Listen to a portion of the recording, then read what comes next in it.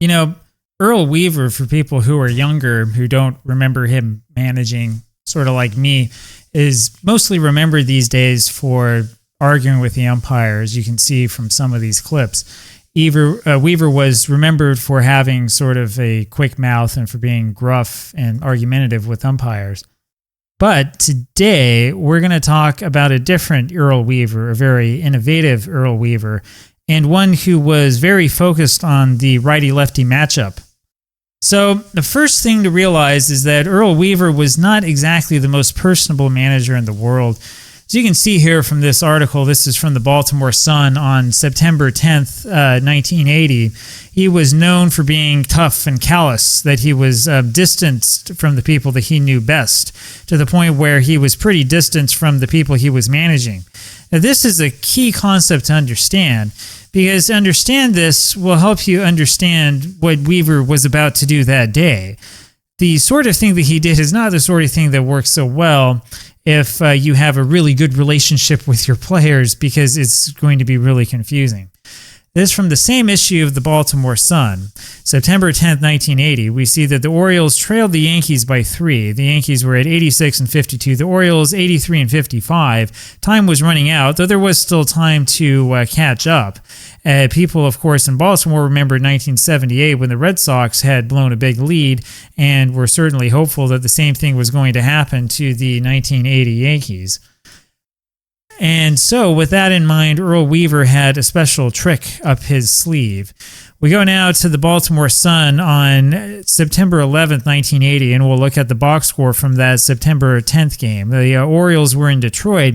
Now, this looks like a normal box score to you. It's an 8-4 Baltimore win, but pay very, very careful attention to the designated hitter spot. It was the pitcher, Steve Stone, who was listed as the DH, not the starting pitcher, mind you, but a different pitcher that the Orioles had. That's kind of odd, isn't it? That might be a problem for those of us who like to play with real-life lineups. Here we look into the description of the game. And from this description, we read that Weaver used both Pat Kelly and Terry Crowley as designated hitters. They drove in all 8 runs together. Crowley and Kelly were 2 of 4 designated hitters used by Earl Weaver, who was ejected by plate umpire Steve Palmero in the second inning and managed the rest of the game from the clubhouse. And you better believe that Weaver was still managing.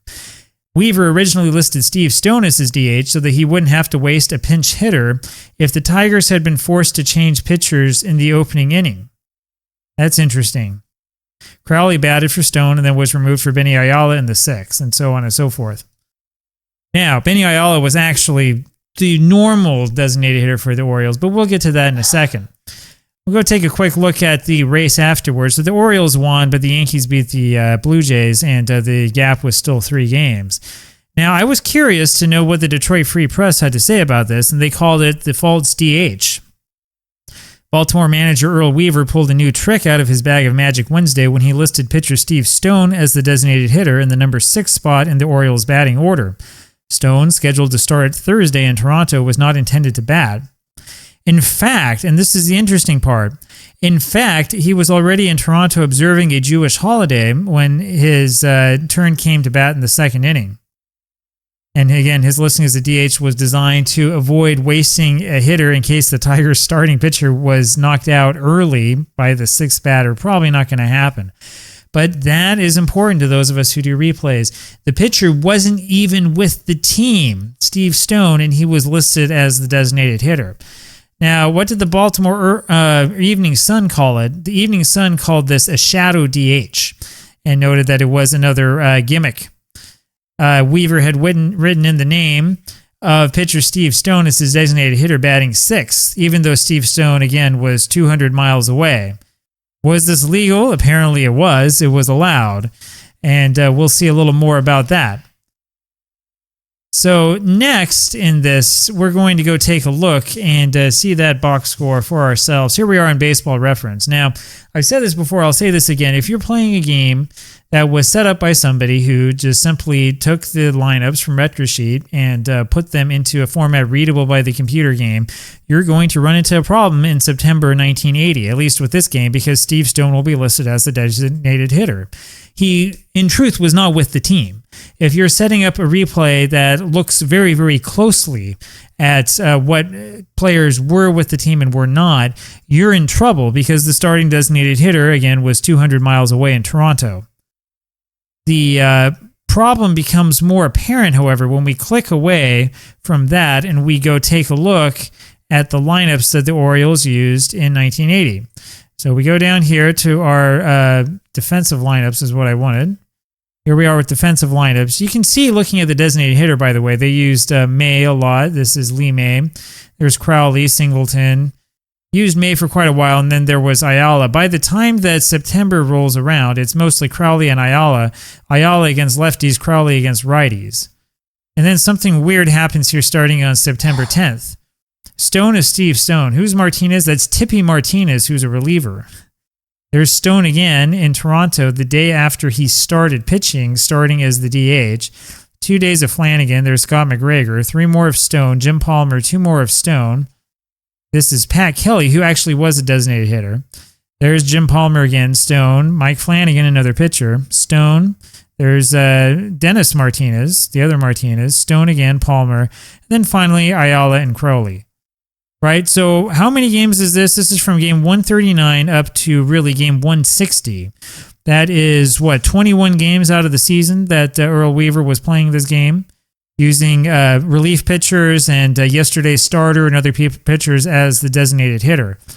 This is a problem. In fact, it's such a problem that there was a change of the rules. That December, the rules were changed so that you couldn't do this again. In fact, to this day, according to the most recent Major League Baseball rules, in Rule Section 5.11A2, it says, the designated hitter named in the starting lineup must come to bat at least one time unless the opposing club changes pitchers. So that sort of Weaver strategic idea is still present.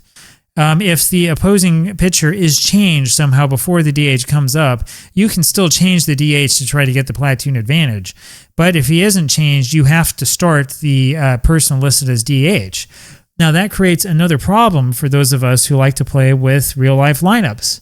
It's a major problem because if your game implements this rule, as it most likely does, you have to start Steve Stone or Scott McGregor or Jim Palmer. You have to start, Mike Flanagan playing as your designated hitter instead of starting, a hitter that you actually want to have as a DH, and he has to have at least one plate appearance. That is a major, major issue.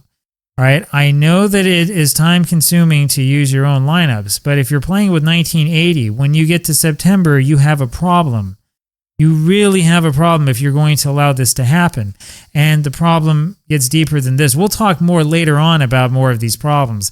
This is another reason why I strongly recommend staying away from just blindly using real-life lineups and instead making up some lineups of your own. Hope you're having a good day. Talk to you later. Bye-bye.